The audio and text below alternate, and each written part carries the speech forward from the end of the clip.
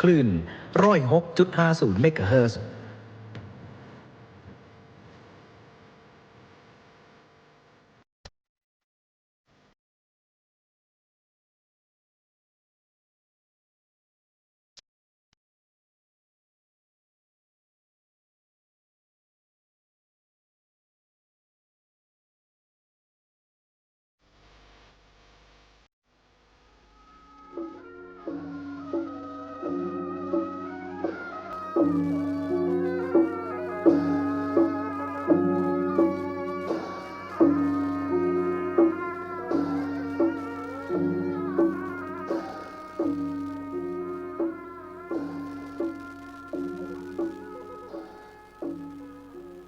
ขอความเจริญในธรรมและความผาสุกทางใจจงได้บังเกิดมีกับพ่อแม่พี่น้องท่านสาธุชนคนดีผู้รับฟังรายการเมื่อเจ้าวันนี้ทุกท่านพร้อมกันนี้ขอยกมือ10 นิ้วกราบอาราธนาเอากุณพระแก้วเจ้าทั้ง3บุญศีลบุญทานที่ท่านผู้ฟังได้กระทำบำเพ็ญมาเสื้อวัดเสื้อวาเสื้อบ้านเสื้อเมืองพระสยามเทวาธิราชกุณพ่อกุณแม่กุณครูบาอาจารย์ผู้ประสิทธิ์ประสาทวิชาความรู้สิ่งศักดิ์สิทธิ์ทั้งหลายในสากลโลกนี้มีพระธาตุเจ้าโดยสุเทพและครูบาเจ้าศรีวิจัยเป็นต้นก่อนจะหมดปีเก่านี้ปากันปราศจากเคาะปีเคาะเดือนเคาะวันเคาะยามเคาะเจ็บเคาะไม่เคาะไข้เคาะหนาวเคาะเมื่อรับบ่ตื่นเมื่อจื้นเมื่อฝันเคาะเมื่อคืนบ่หานเคาะเมื่อวันบ่ฮู้เคาะได้อู้ได้จาขอให้ประกอบไปด้วยอายุวนะสุขภละในปีใหม่นี้ทุกท่านทุกคนได้เทินก่อนที่จะได้ดำเนินรายการต่อไปนั้นขอเชิญชวนพ่อแม่พี่น้องลูกหลานเหลนวงศาคณาญาติพ่อหนานพ่อน้อยพ่ออุ้ยแม่อุ้ยปู่ย่าตายายศรัทธาสันนิบาตตันเข้าทั้งหลายที่ตื่นแล้วได้ไหว้พระเพื่อให้เป็นสิริมงคลในเจ้าวันนี้ต่อไปเนอว่าพร้อมกันเนออะระหังสัมมาสัมพุทโธภควาพุทธังภควันตังอภิวาเทมิกราบสวากขาโตภควตาธัมโมธัมมังนัมสสามิกราบสุปฏิปันโนภควโตสาวกสังโฆสังฆังนะมามิกราบอันธรรมยังพุทธัสสะภะคะวะโตบุพาภคณะมะกะลงกะลังกะโลมาเสนะโมตัสสะภะคะวะโตอะระหะโตสัมมาสัมพุทธัสสะนะโมตัสสะภะคะวะโตอะระหะโตสัมมาสัมพุทธัสสะนะโมตัสสะภะคะวะโตอะระหะโตสัมมาสัมพุทธัสสะพุทธังสรณังกัจฉามิธัมมังสรณังกัจฉามิสังฆังสรณังกัจฉามิตุติญัมปิพุทธังสรณังกัจฉามิตุติญัมปิธัมมังสรณังกัจฉามิตุติญัมปิสังฆังสรณังกัจฉามิตติญัมปิพุทธังสรณังกัจฉามิตติญัมปิธัมมังสรณังกัจฉามิตติญัมปิสังฆังสรณังกัจฉามิอิติปิโสภะคะวะอะระหังสัมมาสัมพุทโธวิชชาจารณะสัมปันโนสุขโตโลกาวิโทอ อนุตตโรปุริสะธรรมสารถิสัทธาเทวะมนุษย์สานังพุทโธภควาติสวากขาโตภควตาธัมโมสันติทิโกอากาลิโกเอหิปัสสิโกโอปนะยิโกปัจจัตตังเวทิตตโพวิโยหิติสุปฏิปันโนภควโตสาวกสังโฆอุจุปฏิปันโนภควโตสาวกสังโฆญาญะปฏิปันโนภควโตสาวกสังโฆสามิจิปฏิปันโนภควโตสาวกสังโฆญะติตังจัตตาลิปุริสายุคานิอัฏฐปุริสาปุคลาเอสาภควโตสาวกสังโฆอาหุไนโยปาหุไนโยทักขิไนโยอัญจลิกาลนิโยอนุตตลังปุญญเขตังโลกัสสาติกราบหนึ่งกราบสองกราบสามได้ไหว้พระเจ้าพระธรรมพระสงฆ์เป็นสิริมงคลกับตัวกับครอบครัวกับการกำงานแล้วตั้งอกตั้งใจฟังน้ำธรรมคำสอนที่คนโบราณเป็นว่าเสียงก้องเสียงก้องเสียงมองต่ำเข้าเสียงตุเจ้าเทศนาธรรมเสียงสามอย่างนี้เป็นเสียงที่เป็นสิริมงคลถ้าก้องกองตั้งขึ้นแสดงว่าจะมีเกณฑ์จะมีการจะมีทำบุญคือเป็นปัจจัยในภพนี้และภพหน้าเสียงมองต่ำเข้าแสดงว่าเข้าในหล่องมีอยู่กินอยู่บ่อดบ่อยากบ่กั้นเสียงตุเจ้าเทศนาธรรมเป็นเสียงที่เป็นมงคลธรรมสวนาใหม่เกิดบุญเกิดจากการฟังธรรมบุญเกิดจากการปฏิบัติธรรมจุดประสงค์ที่เราฟังธรรมปฏิบัติธรรมนั้นเพื่อต้องการความสุขมีวัดหนึ่งมีแม่ออกอุปถากวัดแล้วมีแถมคนหนึ่งไปยุโยงหาว่าหมอนั้นว่าหมอนี้ว่าไปนี่อย่างวัดท่านปล้ำปเหลือเมื่อโลนปุ่นป่ายมาเลยจังวัดเกียรติวัดหันหน้าตุเจ้ากับจังเหี่ยประตกประเสียง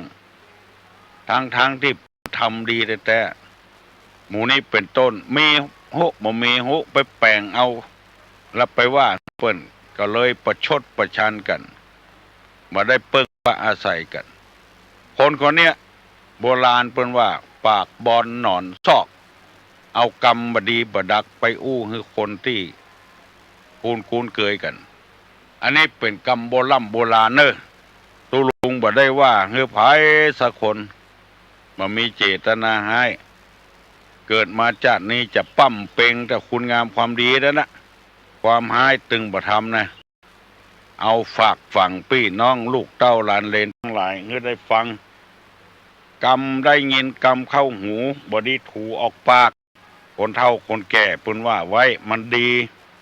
แล้วก็เฮาก็ได้ปรับปรุงแก้ไขตัวเก่า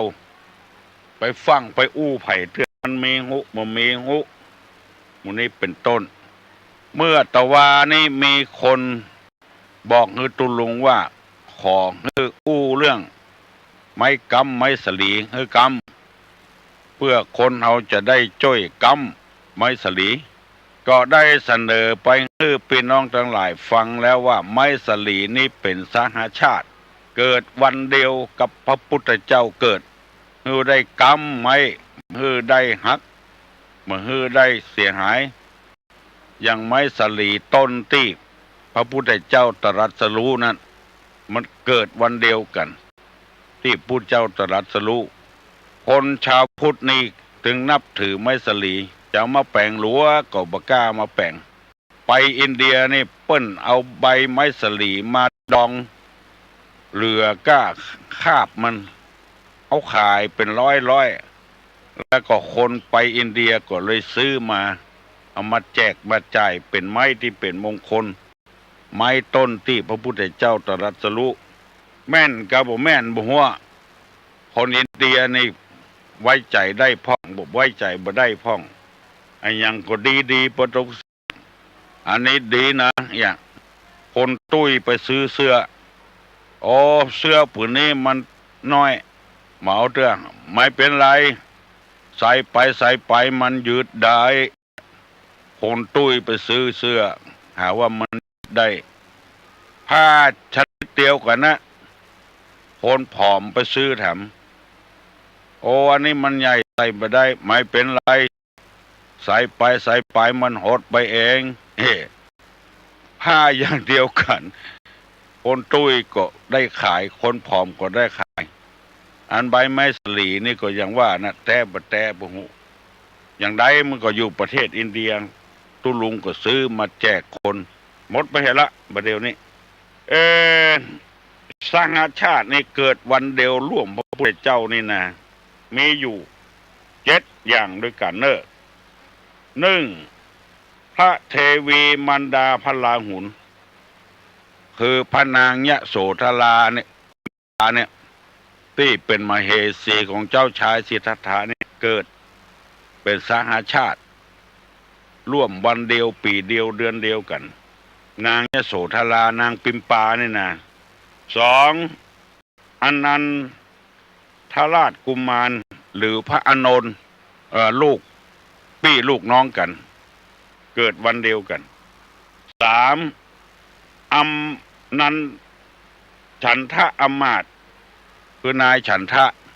ตีปาเอาม้ากันทักออกเวียง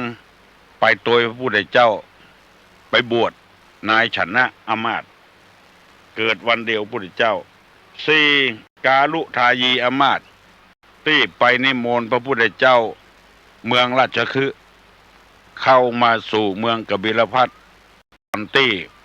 ฝนตกมีสีแดงตกลงมา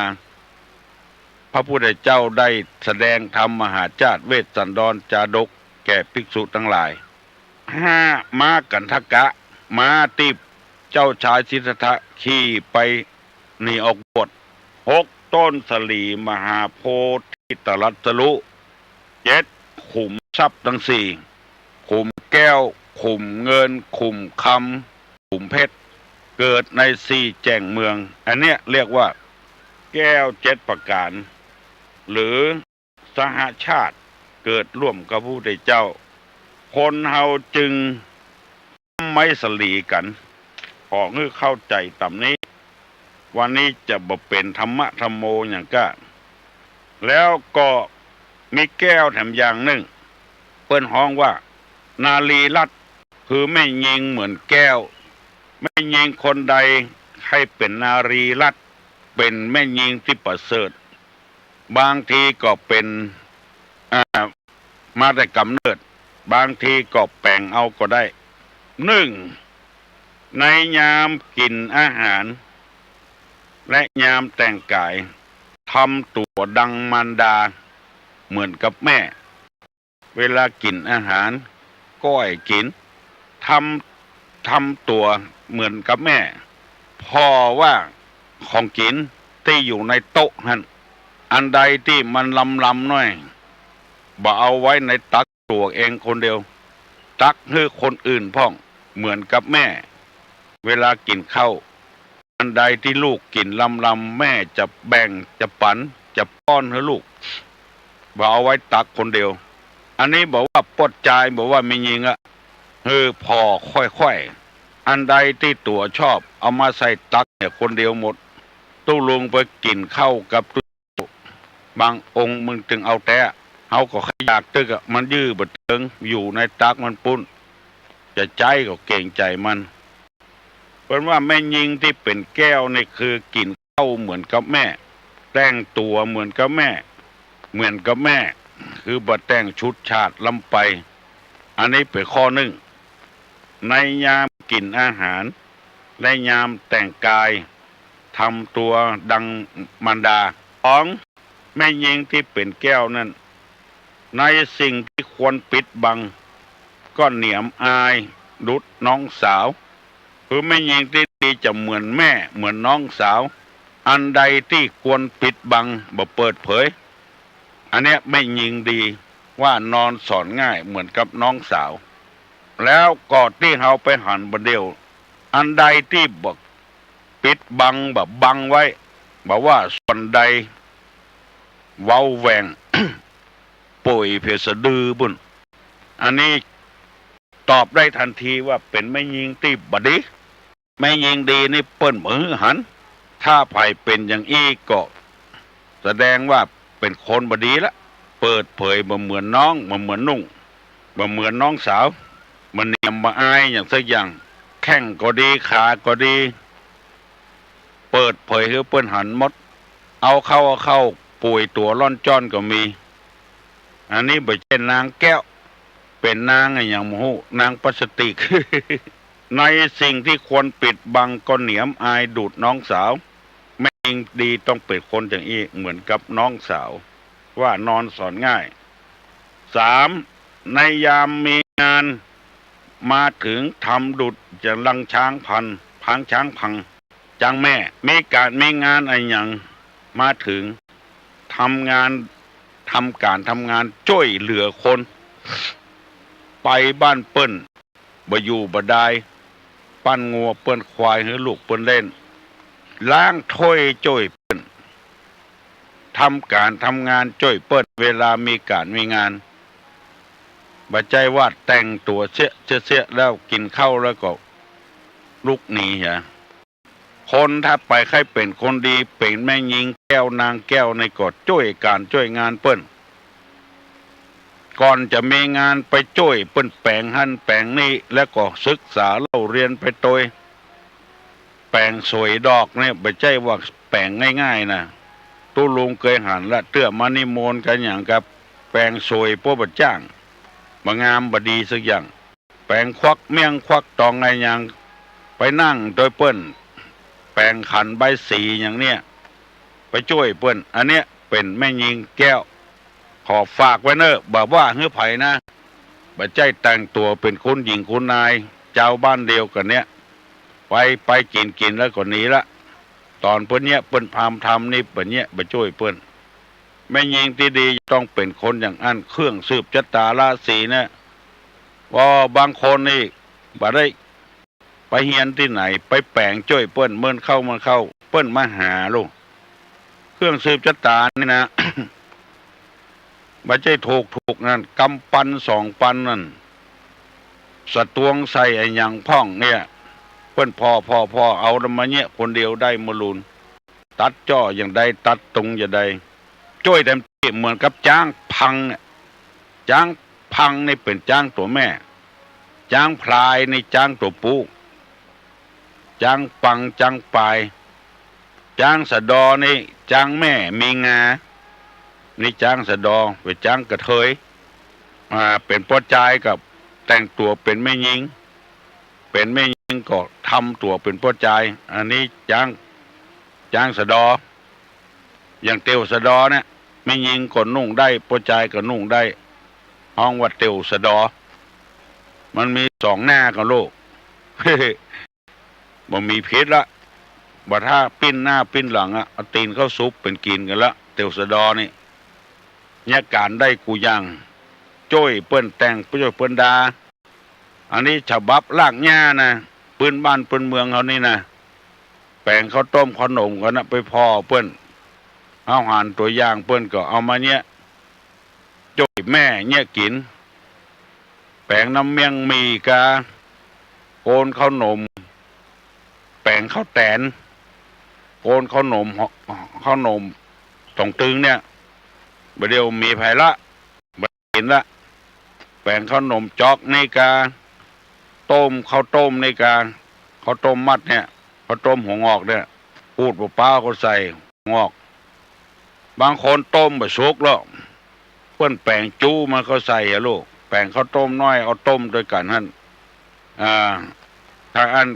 ข้าวต้มสุกถ้าแบบแป้งจู้ข้าวต้มตัวนี้มันบ่สุกอันนี้อู้คือฟังแบบหลักเนี่ยที่คนว่าฟังตุลงนี่มันฟังม่วนหูเข้าใจดีอย่างนี้เป็นต้นแม่ยิงดีนี่นึ่งยามกินอาหารแต่งกายเหมือนกับแม่พัดไปคือคนนั้นพัดไปคือคนนี้ของดีๆลำๆบอกมาใส่ตักคนเดียวสองในสิ่งควรปิดบังก็เหมือนกับความละอายเหมือนกับน้องสาวเหมือนกับสาวบริสุทธิ์ผุดผ่องมาเปิดเผยของลี้ของลับให้คนอื่นพอสามยามมีงานทำตัวเหมือนกับจ้างพังจ้างนี่มันอองไม้แห้งช่วยการช่วยงานเปิ้นแล้วข้อที่สี่ยามเกิดมีภัยก็เป็นดวงดังคิดได้มีการอย่างกับบ้านกับจองทุกข์ยากลำบากลำบนอย่างเป็นกู้คิดพิจารณาบ่อิจฉาตาร้อนบ่ใส่ร้ายป้ายสีกันเมื่อตกทุกข์ได้ยากเกิดมีภัยเป็นกู้คิดได้จะเนี่ยจะได้ช่วยเหลือกันบ่ซ้ำบ่เติมอันนี้คือเป็นป้อใจก็ได้ไม่ยิงก็ได้เป็นแก้วนะนาลีรัตน์เนี่ยแก้วนาลีที่ประเสริฐแต่เมื่อมีภัยเป็นคู่คิดได้เป็นเพื่อนคู่คิดได้เป็นข้อที่สี่เนอะแล้วข้อที่ห้ายามรับนอนก็ทำตัวหน้ารื่นรมคือหมายความว่าเวลารับเวลานอนเนี่ย บ่ขนบ่กัดเขี้ยวบ่น้ำลายย้อยพอหน้ายิ้มแย้มแจ่มใสอยู่เวลานอนหลับทำตัวหน้ารื่นรมอภิรมย์จมชื่นยินดีบ่เปิดผ้าบ่เปิดครัว บ่ลอกแข้งบ่ลอกขาอันนี้ไม่ยิงตีเรียบร้อยภัยจะพิษอกพิษใจตุลุงก็ขออภัยเนอะมันจะเสี่ยงปีเก่าไปโคตรไปเกียดให้ตุเจ้าเนอะมันมีเจตนาดีแต่นะถ้าถือว่าตุลุงเป็นครูบาอาจารย์เป็นที่ปรึกษาได้ถ้าถืออย่างนี้ได้ก็อย่าบ่โคตรบ่เกียดด้วยกันนำมาเสนอให้กันฟังบ่ได้เป็นอย่าง สมกับที่ว่าตุลุงเวลาตุลุงอธิบายนะเข้าใจดีตุลุงก็มามันได้ใจนะเรื่องมันนะบอกว่าให้ไผในเวลาหลับนอนทำตัวหน้ารื่นรมบ่น้ำลายย้อยบ่กัดเขี้ยวบ่ก้างบ่จวางอย่างเงี้ยบ่โขนไม่ยิงบางคนไม่ยิงที่จะโขนบ่โขนบางคนบ่เคยได้ยินเตือนนอนตัวอีแม่เมื่อน้อยๆก็บ่ได้ยินโขนแล้วก็ใหญ่มาก็ปอจายนี่เอาพ่องเตื้อไปหั่นไปนี่ไปนอนโดยการโขนพัดแม่ยิงดีนี่เปิ้นจะบ่โขนพอหน้ายิ้มแย้มแจ่มใสบ่บูดบ่เบี้ยวน้ำลายบ่ย้อยออกปากบ่กัดเขี้ยวบ่กัดกลาง ข้อที่หกในด้านสวดทรงรู้จักบำรุงรักษาคือหมายความว่า แต่งเนื้อแต่งตัวพอดีบ่เกินไปสวดทรงก็บ่ตุ้ยเกินไปบ่ผอมแกงแดงบ่ตุ้ยอึ่งผึงอย่างจ้างน้ำอย่างเขาว่านะ อันนี้ไม่ยิงดีอันนี้ก็น่าอนุโลมเพราะว่าธรรมชาติมันแปลงขึ้นคนเดียวมันก็พยายามจะไปกินนักก็ขออภัยกับ แม่ออกที่ตุ้ยกูคนตุลุงบ่ได้นำมาติมาเตียนนี่อันนี้ก็อนุโลมกันได้ในด้านสวดทรงก็รู้จักบำรุงรักษาหูรักษาร่างกายแต่ตุ้ยก็รักษาผอมก็รักษาแล้วก็ข้อที่เจ็ดในยามโคตรก็รู้จักอดทนอันนี้เป็นข้อสุดท้ายเวลาโคตรนี่บัดแสดงออกมา ว่าเป็นคนโคตรทำใจสบายไว้อันนี้ก็มีนักอยู่เนอะไม่ยิงนะเคยหันมาละพอโคตรมาหน้าแดงปะลึงแล้วสั่นยงคือพยายามอดทนเอาไว้ใจ จะได้เป็นนางแก้วกระเปิ้นเป็นนางแก้วกระเปิ้นอันเนี้ยที่ว่านางแก้วนางแก้วจะเป็นแก้วอย่างเอี้ย7 ข้อกับกันถ้าใครจำได้ก็จำจดไว้เอาเหียเพื่อจะได้ปรับปรุงตัวเก่าเพื่อได้เป็นนางแก้วเพื่อนบอกว่าลักษณะนารีที่ประเสริฐจะต้องเป็นคนอย่างอี้เอาจะหันว่า เมียเจ้าเมียนายคุณหญิงคุณนายเนี่ยมีลักษณะดีเนี่ยเพื่อนเข้าโรงเรียนหรอโรงเรียนราชินีเนี่ยเปิ้นเอาไปเข้าโรงเรียนครูบาอาจารย์เปิ้นฝึกหัดดัดนิสัยคนกระด้างกระเดืองอู้บ่ม่วนเป็นคนอู้ม่วนจาหวานได้ไปเป็นเมียเจ้าเมียนายแล้วก็มารยาทเรียบร้อยดีบ่สะทกสะท้านบางคนที่ วาสนาดีน้อยหล่นไปเป็นเมียเจ้าเมียนายแล้วก็ลูกน้องข้องปลายไผ่ก็จังประจงประเสี่ยงเพราะว่าบ่ได้เข้าศึกษาเล่าเรียนในโรงเรียนนาลีกาเนตรนาลีกาโรงเรียนราชินีกาในกรุงเทพเพิ่นมีการเฮียนกันมันเป็นความผิดพลาดของคนล็อกคนใหญ่ไปมุ่งหน้าเฮียนอย่างเดียวเพื่อจะประกอบอาชีพถ้ามีโรงเรียนหัดดัดนิสัยพ่อจ๋าอย่าแต่งงานเอาไปเข้าโรงเรียนเอาไปอบรมอีกคำอยู่กับบ้านเป็นอย่างอันเนอะแม่ยิงจะได้แต่งงานก็เอาไปเข้าโรงเรียนฝึกหัดดัดนิสัยให้อยู่อย่างอันเนอะบัดเดี๋ยวนี้มันswามเข้าหากัน ปะกันก็ฮักกันชอบกันก็เอากันละแล้วบ่ได้ศึกษาเรียนในวิชาเหล่านี้มันก็เลยเป็นเหตุให้แบบว่าคนธรรมดาละเป็นคนชั้นสูงก็ละกันได้แตกแยกกันได้มันบ่ฮื้อความสุขกับกันมันบ่เป็นไม่ยิงแก้วอย่างที่ว่ามานี่เพราะฉะนั้นตัวลุงนำมาเสนอนี่บ่ได้ว่าให้ไผสักคนขอเมตตาเด้อจะไปโคตรไปเกตให้ตัวลุงได้นำเอามาไว้เพื่อฟังเป็นอย่างเพราะว่าไปอ่านหนังสือไปดูหนังสือไปปะเข้าใส่ก็เลยเอามาเสนอให้พี่น้องทั้งหลายได้ฟังเพราะว่าของมันอยู่ในปั๊บอยู่ในหนังสือบ่ได้โค้นออกมาให้ฟังมันก็เสียเวลาเหมือนกับแรกไปอย่างอยู่ในดินน่ะเอาละไว้หั่นถมดินถมหญ้าถ้าเอามีความรู้อย่างที่เปิ้นแล่เงินแล่คำกาบ่มันกาคนมีความรู้ขุดออกมากันเป็นน้ำมันก็ตามได้พลังไฟฟ้าอย่างต่างๆเป็นเล็กเป็นหลวงนี่ก็เอามาใจได้ถึงวันนี้ตัวลุงก็ไม่ใช่ว่าเป็นคนหูคนลวกเนี่ยนะคือหมายความว่าไปหันไปเข้าใส่โอกาสดีแล้วเขาก็เอามาเสนอกันเนี่ยบ่ฮื้อบวชจำบ่ฮื้อน้ำคุณโอ้ตะวานี่กำลังใจดีขึ้นนักมีส่วนมากจะเป็นไม่ออกเลยเด้อเพราะใจก็มีอยู่บ้านหิมอ่อนบุญเอาขันเข้ามาตาลโตยเอาผ้าเก่าผ้าเกลือมาโตยเอามาแจกให้คนยากคนจนนะแล้วก็เป็นเจ้าภาพในการบรรพชาภิกษุสามเณรจำนวน1,200 บาทและนั้นท่านตักหักถวายให้ตูลุงไปยุกไปยาตั๋วแล้วก็ตั้ง7 ยอดก็มาไม่ออกอ้วนๆได้ยินได้ฟังตูลุงถึงวันละเข้าใจดีม่วนอกม่วนใจเฮาง่ายของที่มันคว่ำไว้เฮาบ่ฮู้ว่าของในมีอย่างความจริงของจัดดีแล้วก็มีตัวเจ้าพระนายเปิ้นโค้นออกมาให้ฟังก็บางเตื้อก็เมาอู้กันเหียบางเตื้อก็มอการเนี่ยบ่ได้ฟังเปิ้นสักกรรมก็มีแต่ที่ตุลุงนำมาเสนอนี่แบบหากเนี่ยแบบเจ้าบ้านธรรมดาเนี่ยฟังมันเข้าใจง่าย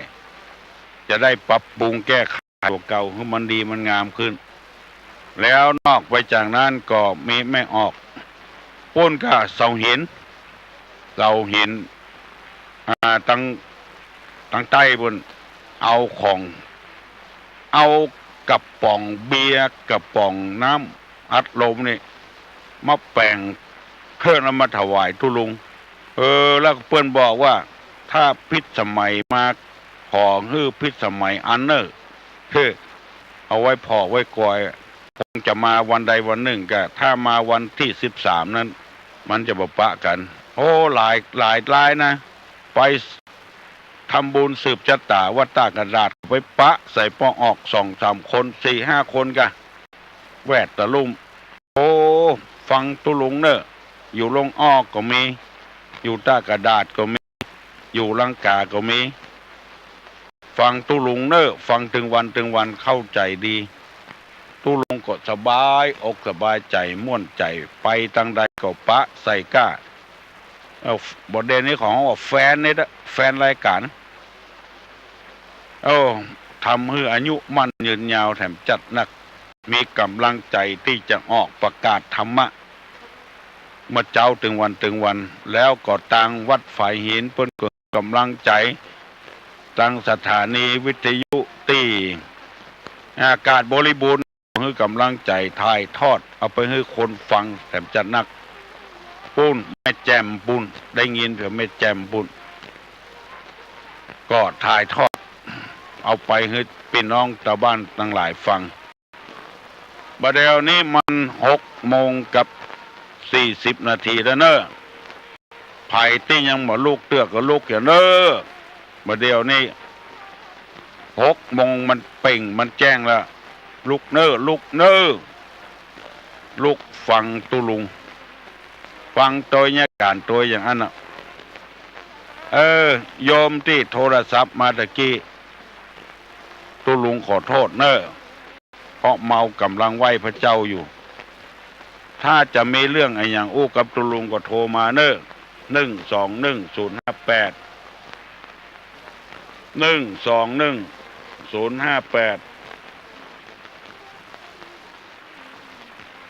มีตารอบตัวมีหัวจุกอยู่ตรงกลางคืออะไรตาแวดตัวหัวจุกอยู่ตรงกลางคืออะไรอย่าง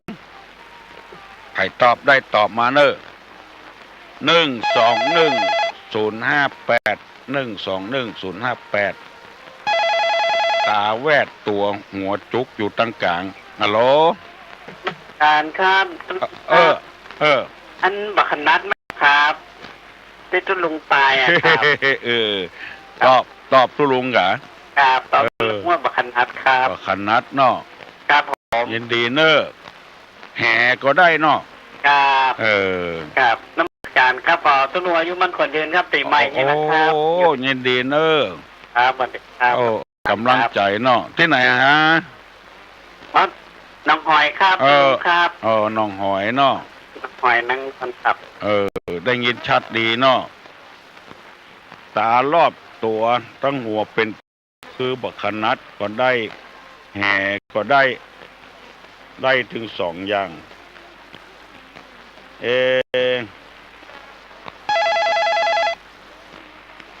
ฮัลโหลมาแล้วลูกมาฟังลุงเตี้ยประตันทักเตี้ยโอ้อังกะวันนี้ตันก่อน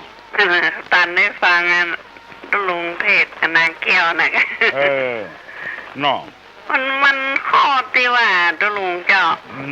ที่ว่าอย่างนอนอะไรอย่างน้ำลายย้อยอะไรอย่างงูเนี่ยที่ขุ่นเนี่ยมันว่าเจ้าว่ามันเป็นเรื่องของสุขภาพนะน้องเถียงละเถียงเหรอมันเป็นใจว่าเขาต้องบังคับยากนะเนี่ยเจ้าว่านอนขุ่นนอนอะไรอย่างเนี้ยมันเกิดแต่กับตัวไปปุ๊บไปหาหมอยังมาหายนะเรื่องขุ่นนี่นะอันกรรมมันแต่นี่ถ้าบ่ใจอย่างอันมันไปทำอย่างเป็นเวลานอนโดยปัจจัยเนี่ยจะต้องมีปฏิกิริยาถูกต้องเมื่อปัจจัยถูกใจเนาะนอนขุ่นนี่มันตึงแย่เพิ่นไปหาหมอยังหายนะ แล้วตู้ลุงก็ปิ้นไปน้ำปุ้นเนี่ย มันเป็นเรื่องของฟอร์ดกันฮะแล้วอ้อนโคนก็ยังมีเนี่ยมีกะตู้ลุงก็โคนเจ้านี่แหละจะโป๊พีดกันนะอันนี้ตู้ลุงออกกูเจ้าหน่อยจ้ะก่อนหน้ากะตึงบอกนั่นเลยของอภัยเนยเจ้าไม่ได้ว่าคือภัยออกกูเจ้าเจ้ากะตื่นมาฟังนี่นะก่อนนี่เจ้าได้ชอบเพลงได้แต่อันกะฟังตู้ลุงเทศนี่เข้าใจง่ายหรอเข้าใจง่ายเนาะเจ้าเรื่องขนเรื่องกัดเขี้ยวเรื่องน้ำลายย้อยนี่มันเป็นเรื่องธรรมชาติเนาะนั่นแต่ละเจ้าขออภัยด้วยความจริงไม่ได้แต่เปิ้นว่านอนโดยปัจจัยเนี่ยมันถูกใจเรื่องอย่างนี้ตู้เจ้าบดีอ้วแล้วเขาก็เลี่ยงไปดังนี้เหี้ยเจ้าลุงนั้นแต่ก่อนต้องฟังเทพตัวลุงเทศอันอย่างวันนั้นยังกันมันได้ฟังมันจะมือแล้วเนาะเทศตัวจุกมีอยู่ลูกเจ้าฟังว่าไก่นะที่ร้านที่พระเนตรนั่นเจ้าคนจะขายนั่นชอบเนี้ยชอบวันงูมันนั้นกาบเขียดมาเล็กนะเล็กเล่ามันได้นะกินมันนึกติดลูกเจ้าเพราะว่าภัยเอาคนนี่ได้พัดได้ไปกินนี่จะตายได้สั้นยงหลีกเราหลีกได้ก็หลีกเลี่ยงเหี้ยเนาะเจ้าโถที่เอ็นะเจ้าตุกการเจ้าอยู่ที่ไหนอยู่สารปีเจ้าโอ้สารปีปุ้นแต่เจ้าโอ้ได้เป็นญาติพี่เป็นน้องกันเนาะเจ้าเอากันเป็นพี่เป็นน้องเถอะเจ้าคนดังก็บ่ทว่าอย่างกันนะเจ้าเจริญพรเนอดีแต่เขามีไอ้หยังก็มาอู้กันมันสบายใจดีพี่น้องทั้งหลายก็อย่าได้ยินตัวว่าการขนกัดเขี้ยวในการเป็นของธรรมชาติขออภัยด้วยเนอะฮัลโหลครับราชการเจ้าคนที่ไปตะวาที่เอาคมหมุนไปเขาจะลุงนะเจ้าไปหินเสาหินเนาะเจ้าเสาหินน้องหอยเจ้ามันขอบอกกล่าวถึงน้องพี่สมัยเจ้าตะวาน้องพี่สมัยคือพี่บุญตอบคิดว่าสาวจีสาวจ้อนสาวจีน่ะเจ้าตอบว่าปานีเป็นปี้แล้วปานอมจะเป็นอะไรอย่างเนี้ยเจ้าเป็นน้ำพริกเผาเจ้าเป็นน้ำพริกเผาปานอมเจ้าแล้วก็พริกเผาแม่ปานอมเจ้าถึงน้องพี่สมัยว่าพี่โบขอเบอร์โทรน้องพี่สมัยโดยเจ้าพี่โบขอเบอร์ขอน้องพี่สมัยเนาะเจ้าการนมัสการโชคดีเนอะเอาดีดท่อเต่าหินหนองหอยเสียงก็ม่วน เสียงใสฮัลโหลเจ้าค่ะเจ้าตึงบอกเบอร์เนาะเต่าหินหนองหอยฟังเนอะน้องพิษสมัยจะบอกเบอร์โทรศัพท์เนอะพี่โบวันนี้มาเป็นญาติกันแล้วนะตัวลุงเป็นญาติธรรมตัวลุงเป็นสื่อกลางนี่เปิ้ลมี2เบอร์นะพี่โบเนาะเอาเนอะพี่โบเตรียมจดไว้กันเนอะเบอร์ของพิษสมัยไผก็ได้ใครอู้กับพิษสมัยเบอร์บ้าน053 053 คำเดียวก่อนเนอะ053อันนั้นก็ยังแถม379 187เนาะ053 379 187นี่เบอร์มือถือเบอร์บ้านเบอร์มือถือ06หยัง06เอาพี่โบปิดเขียนไว้เนอะ728 ครับแต่ว่าป้าอย่างฝากกับลุงเปิ้นเอาอันเนี้ยอันกระป๋องน้ำอารมณ์นี่นะว่าเอาแป้งของ มันถ้าลมพัดมันพัดวินวินวินวินวินงามเพื่อนเอาฝากอยู่ฝากทุกหันที่เปิ้นเอามาขายนะเพื่อฝากทุลุงว่าขอนึ่งพิสมัยอันนึงอ่ะทุลุงขอบคุณนึ่งด้านเจ้าขอบคุณเลยเดี๋ยวเข้าไปเอานะมาเอาก็ได้คือทุลุงเห็นก็ได้มันงามเขาจะเอามาขายเจ้าทุลุงแถวเก่งเฮ้ยหัวดีงามดีมันเล่นกับมันถ้าแถวบ้านน้องเอามาพัดดีนะทุลุงลมมันนักเวลาพัดอยู่ใกล้น้ำเวลาลมพัดเนี่ยมันหมุนคนเดียวมันหมุนติ้วคนเดียวนะเข้าใจแปลงนะแบบเข้าใจแปลงเจ้าพี่โบทางรายการจะโทรเข้ามาก็ได้หรือว่าเวลาไหนก็ได้เนาะอยากโทรยังโทรนับกระโทรเข้ามาเนาะเจ้าคุณเจ้าโชคดีเนอะเป็นสายกลางเป็นญาติกันเป็นพี่เป็นน้องกันมีกินมีตานไปมาหาสู่กันลุงก็ดีใจดีคนอยู่ใกล้กันหมดทุกบ่ลงกันมีอย่างแถมหา121 058เนอมีขา2 ขามีตา2 ตากายาไม่มีอย่างขา2 ขาตา2 ตากายาไม่มีอะไรเอ่ย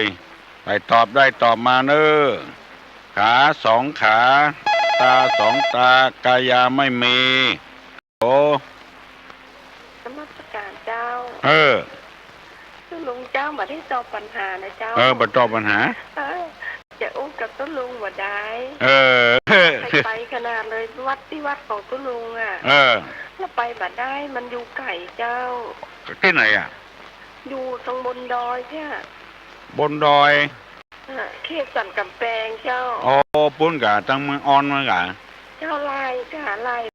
ไม่ออนน่ะเจ้าลายไม่ออนเมื่อก่อนไปทางบรรทาเนาะไม่ทามเนาะมาไปทางนั้นเจ้าขึ้นมาทางบนทางห้วยแก้วทางน้ำพุร้อนเนี่ยทางเพกะมันไกลกันเนาะเป็นยังเพราะว่าเจ้าก็ไปไหนขึ้นรถโดยสารก็มาได้เมาหัวเมาหัวแล้วก็ที่ในบ้านหมู่บ้านก็เจ้านี่นะตีตุ้ลุงกันหมดเลยเจ้าฟังตุ้ลุงกันทุกบ้านล่ะพอตื่นเจ้ามาก็ฟังเขาก็บางบ้านโทรศัพท์แล้วมันมีสัญญาณนะเจ้าที่เจ้านี่มันขึ้นเสาสัญญาณเขาก็บอกว่าต้องอยากให้ไปเหมือนกันนะวัดของตัวไงหรอกคิดว่าคงมีโอกาสน้องมีกะคงมีโอกาสได้มาอยู่นอกเพราะว่าเจ้าหาง่ายเจ้าก็ฟังตุลุงจังหวะลูกสารกลางใหม่ขึ้นมานี่กิโลปลายนะเจ้าฟังติ๊กๆเนอะเข้าใจก็เจ้าเข้าใจดีเป็นยังเจ้าอยู่บ้านเนี่ยที่มันบ้านทานทองอ่ะเจ้าบ้านทานทองบ้านจัดสรรเนาะบ้านทานทองมันเป็นตำบลห้วยแก้วปุ้นกะไก่ลูกคุณลุงเคยไปละไก่คุณลุงเคยมาเคยไปกะต้องห้วยแก้วบุญนะม่วนโน่เป็นปลามากปลาปูน้ำท่าอุดมสมบูรณ์ดีทุกครั้งเจ้าจะฟังเทปของตุ้ลุงที่ตุ้ลุงเทศตุ้จกอย่างนั้นเจ้าจะมีเอามาฟังไว้ม่วนเหรอเจ้าฟังตัวแค่หัวตัวตุ้ลุงตลกนะตลกอย่างก็เหมือนเดิมเลยเจ้าเหมือนเมื่อก่อนเนาะเจ้าเหมือนดูเกินตัวของเห็นตุ้ลุงข้างหนึ่งนะแต่บอกว่าเห็นสักใดเนาะจำมาได้เจ้าตอนนั้นอ้วนเนาะเท้าอ้วนนั่นแม่นละดูจะเห็นที่ดอยสักเจ็ดปูนบ้านใหม่อย่างนั้นเลยต้องให้มาเจ้าก็บอกเคยเห็นแล้วก็กำลังมาได้ยินตุ้ลุงออกอาจารย์แล้วก็ติดตามอยู่ตลอดเดี๋ยวเอาบิหลายคนตะกอนเครียดมาได้ยินตุ้ลุงนะหายเครียดแล้วแม่ค่ะเจ้าเจ เจาะหาว่า จะไปซื้อเพชรที่ไหนเนาะแล้วก็มันก็เฮาก็อยู่ไกลอยู่ในบนดอยตัวไปขอที่วัดไฟนั่นเพิ่นถึงอัดไว้ถึงวันอ่ะเจ้าอัดไว้ถึงวันเจ้ายินดีเนอะเจ้าบุญรักษาลุงหายเจ็บป่วยตัวเนอะดี มีอย่างแถ2 ขาฮัลโหลเจ้าน้องป๊อบจ้าน้องป๊อบกะขอตอบคำถามเจ้าตอบว่าไงขาแม่นตัวเจ้า2 ขา2 ตานะเจ้ากายาไม่มีคือแว่นตาว่าแต่นถูกต้องเนอะเจ้าน้องป๊อบนี่ถึงยกย่องแต่มีปัญญาดีตอบปัญหาเก่งฮัลโหลประการเจ้าอันตายปัญหาได้กับเจ้าอันถามปัญหาเนาะถามปัญหาเนาะถามปัญหาเจ้าจังหวัดอะไรอย่างฮะที่มี2 หัวเจ้าเปิดตอบมี2 หัวเจ้าเปิดตอบว่าตัวลุงตอบอันใครตอบก็ได้ค่ะตัวลุงตอบได้เจ้าจังหวัดศรีสะเกษลุงเก่งเนาะน่ากะมือสักหน่อยเหรอศีรษะลุงตอบเองอ่ะเจ้าศีรษะก็หัวเจ้าเกศก็หัวจากกับหัวเกศกับหัวเนาะรวมกันเป็น2 หัวเนาะ2 หัวเจ้าใจก็นี่อันเจ้าอยู่หลังนางนวลร้านอาหารนางนวลหนองหอยเพกะหนองหอยเพกะเลี้ยงอ่ะเจ้าม่วนเนิมนั้นนะฟังตุ้ลุงถึงวันม่วนกับเจ้าตอนน้ำท่วมมาม่วนค่ะตอนน้ำท่วมน่ะมันเป็นลงของน้ำเนาะเจ้าฟังถึงวันกะฟังถึงวันเจ้าแล้วเข้าใจก็เข้าใจดีค่ะก็เข้าใจดีก็ดีตอนหนังสือละอ่อนตัวเนาะตรงนี้ได้ไปขวายหน่อยก็เลยฟังถึงวันเนี่ยเป็นครูบาอาจารย์กะเจ้าตะกี้โดนท้วงเฮ้ยนอนโขนกันเขี้ยวนอนโขนกะมันจะเป็นมีไปมุดอะนะมันเป็นธรรมชาติเนาะเจ้าบุญรักษาเนอะเจ้าไว้สาเจ้าตอนหนังสือโตยม่วนอกม่วนใจแต่เฮ้ยมี2ฮัลโหลไว้สาเจ้าตุ้ลุงเจ้าตะกี้น้องลืมเฉลยแล้วพี่โบเนาะถูกต้องแล้วพี่โบเก่งมากเลยอย่างที่ว่าที่ว่าน้ำพริกเผาน้ำพริกเผาน้ำพริกแม่ประนอมมาจากเมืองจีนถือศีลเมืองไทยหรอครับผมสวัสดีครับสวัสดีเวียงป่าเป้าเนี่ยเก่าแล้วครับเวงป่าเป้าไม่แต่ว่าเนาะครับบุญมีที่ไหนครับที่เป็นตอบก็ทุกแล้วเนาะครับมีที่หน้าเนาะครับมีที่หน้ามันก็บุญมีที่หน้าไปที่ไหนเต่าหน้าบุญมาเจ็บหน้าบุญมาเจ็บลงรถนั่นจนกันอย่างกันหน้าบุญมันแบบตายบุญอยู่ที่หน้าภาค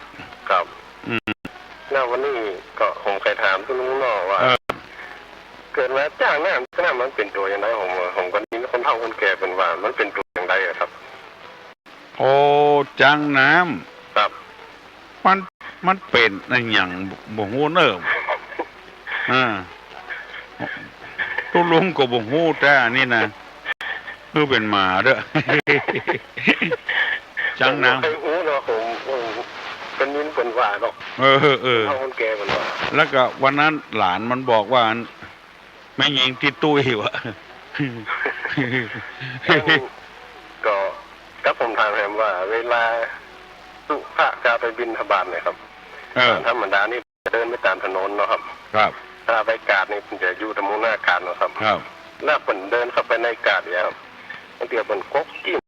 ยังกาจะเดินใส่ผ้าใส่หัวเนาะแล้วมันจะพิษศีลก็ครับ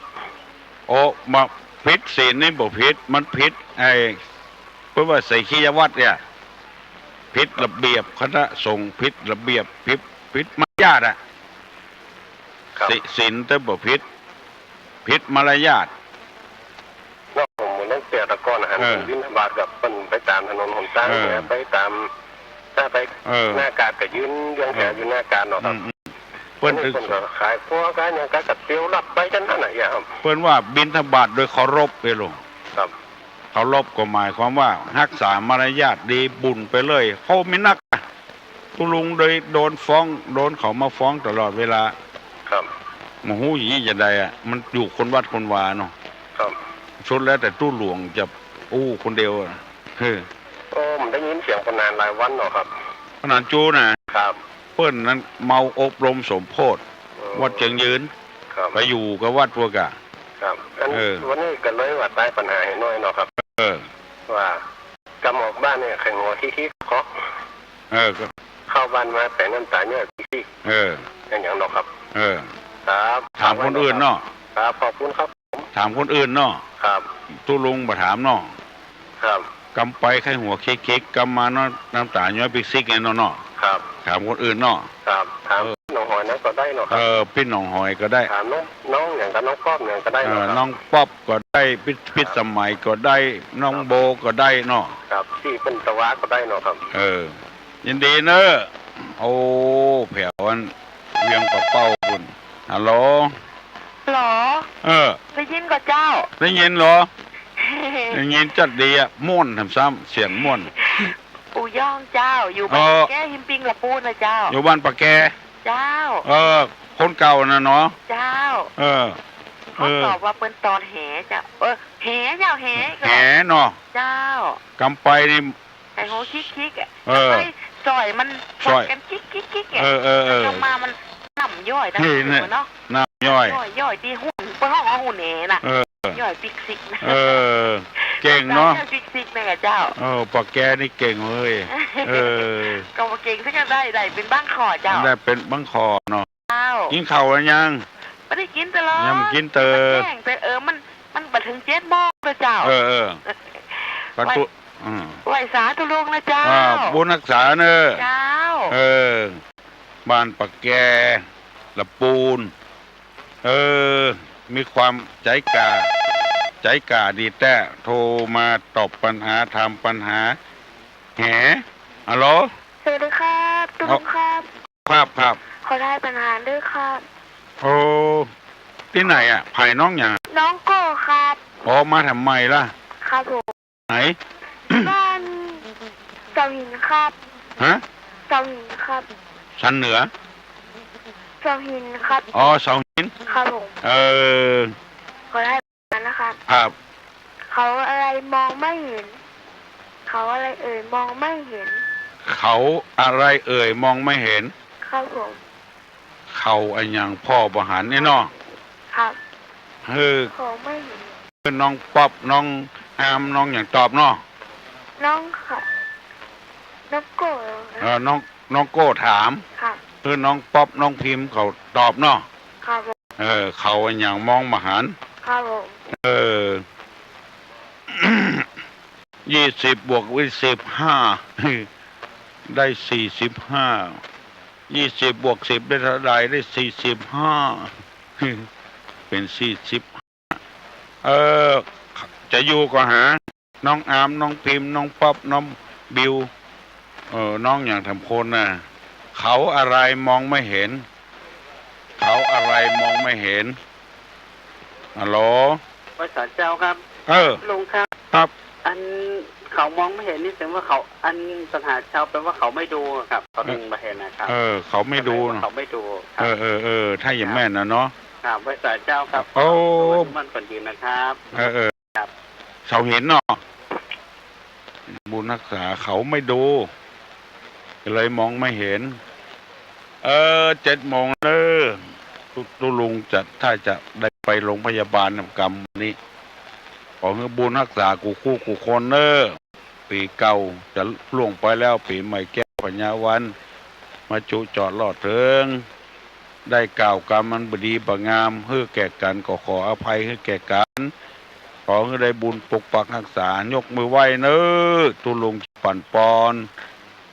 สัพพิติโยวิวัชชันตุสัพพะโรโควินัสสตุมาเต